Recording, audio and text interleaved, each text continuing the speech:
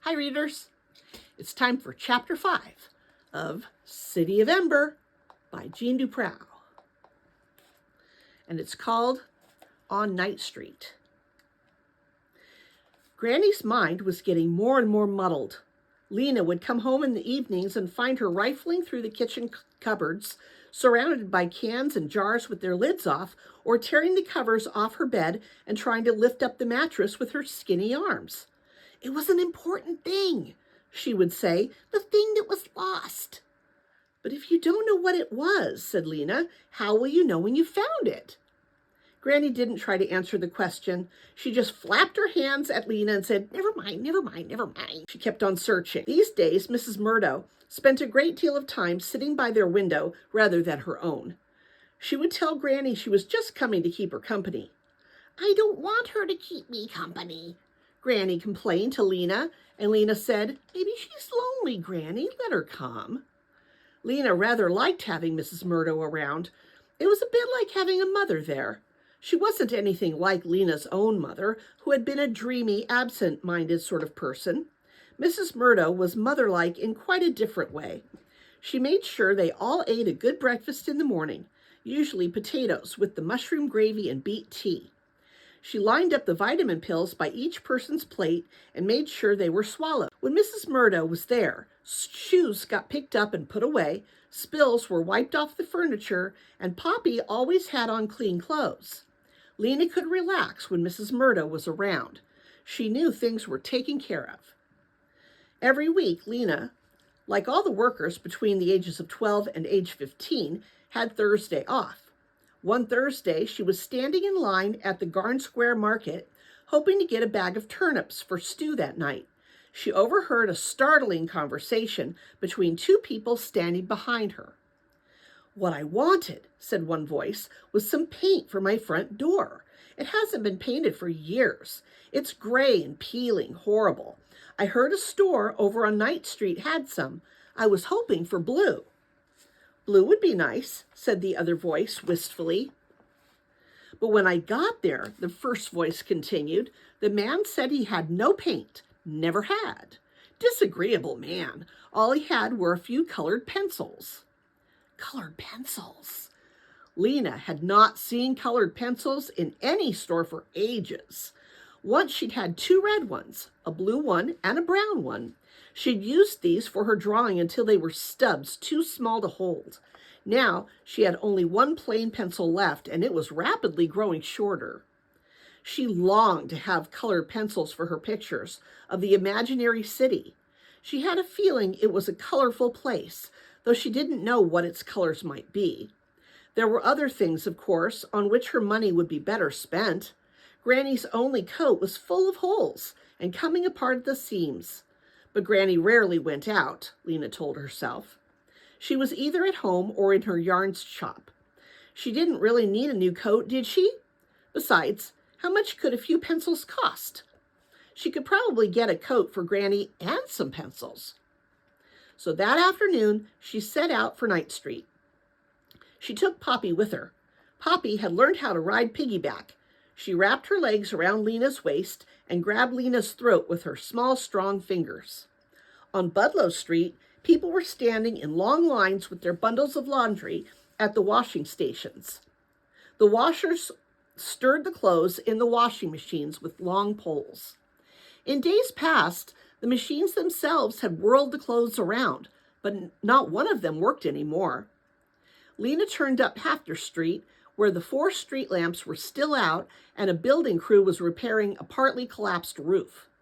Orly Gordon called out to her from high on a ladder, and Lina looked up and waved.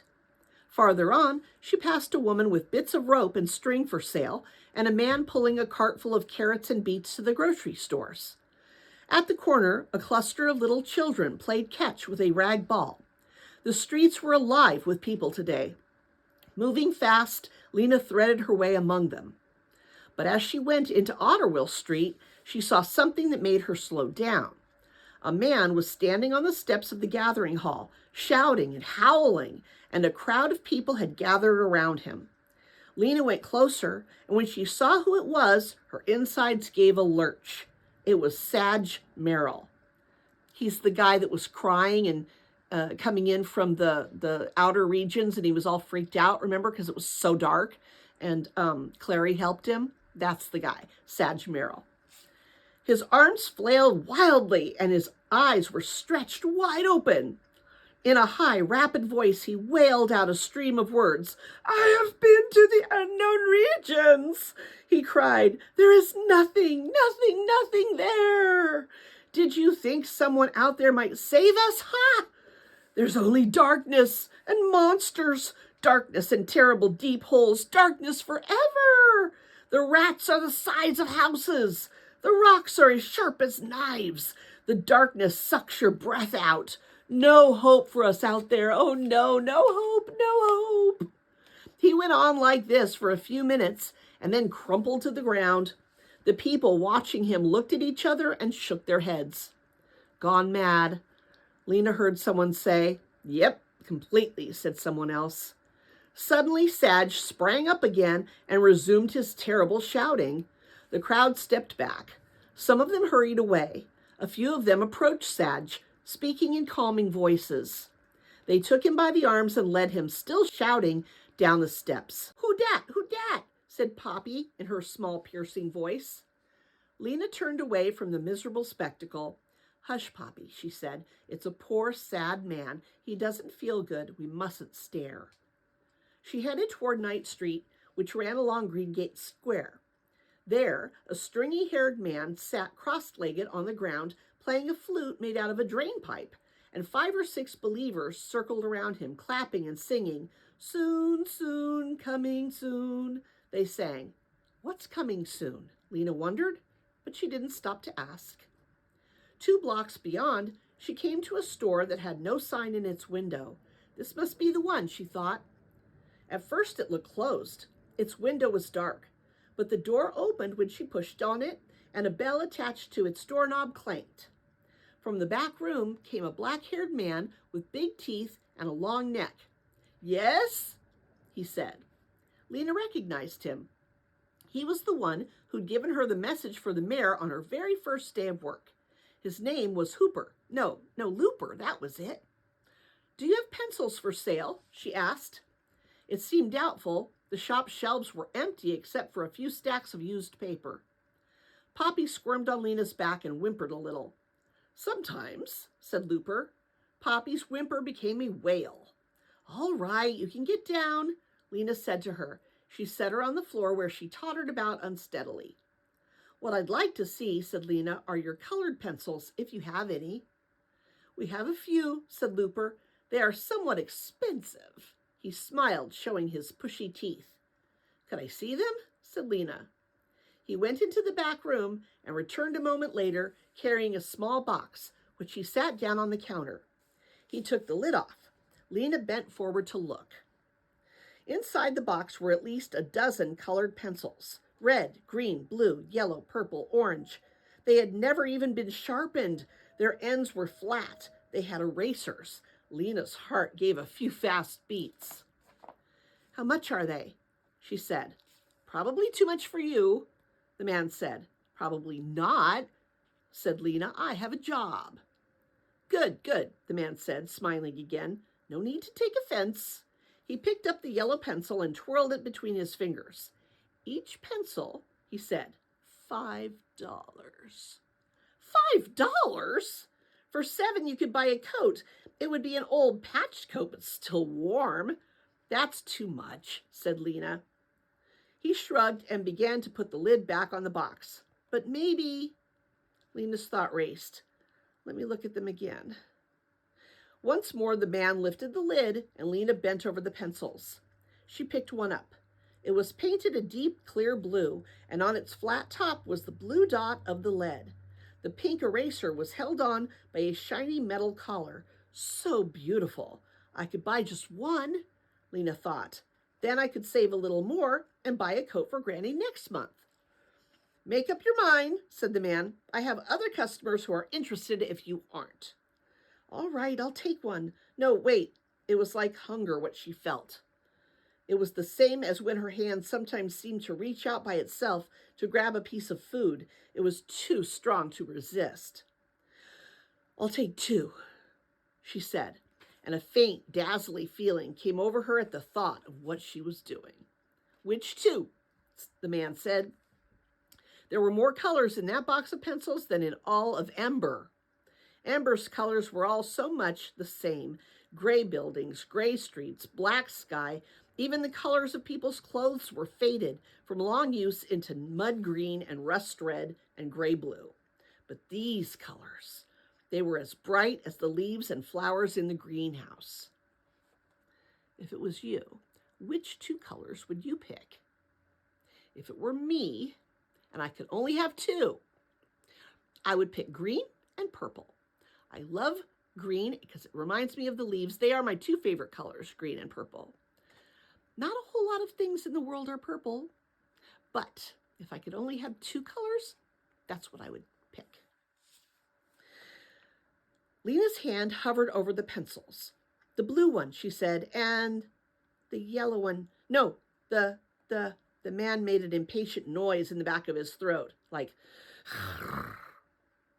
"The green one," said Lina. "I'll take the blue and the green."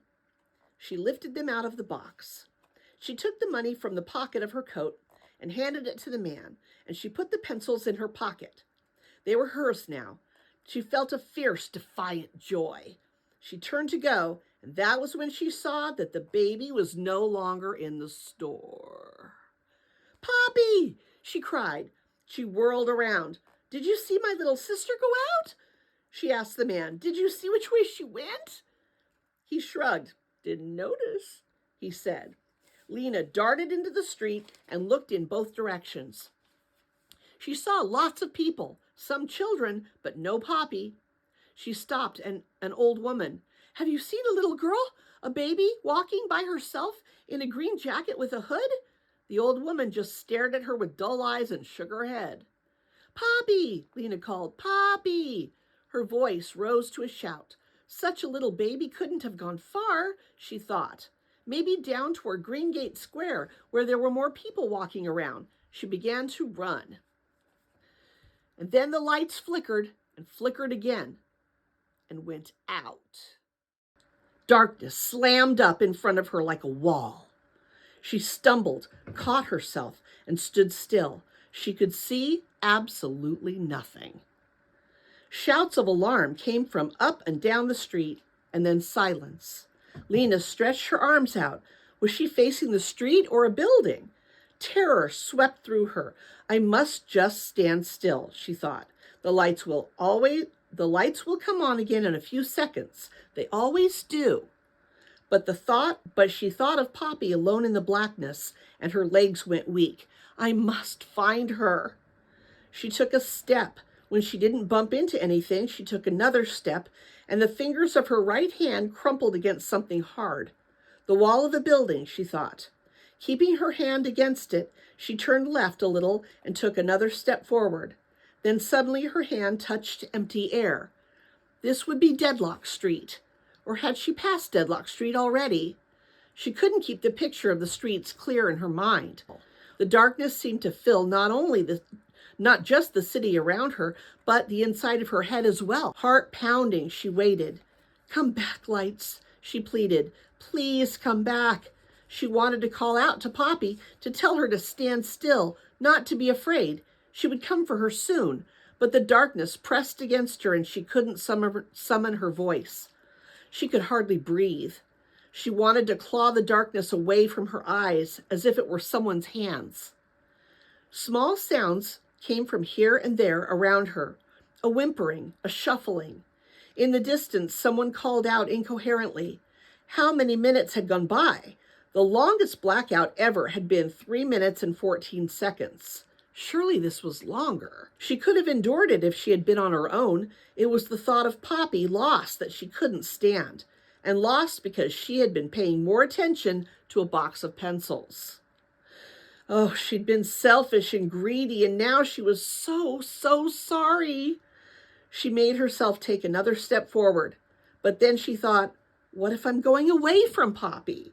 She began to tremble, and she felt the sinking and dissolving inside her that meant she was gonna cry.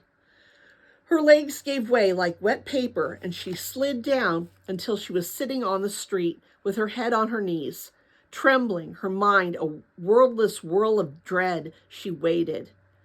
An endless time went by. A moan came from somewhere to the left. A door slammed close. Footsteps started, then stopped.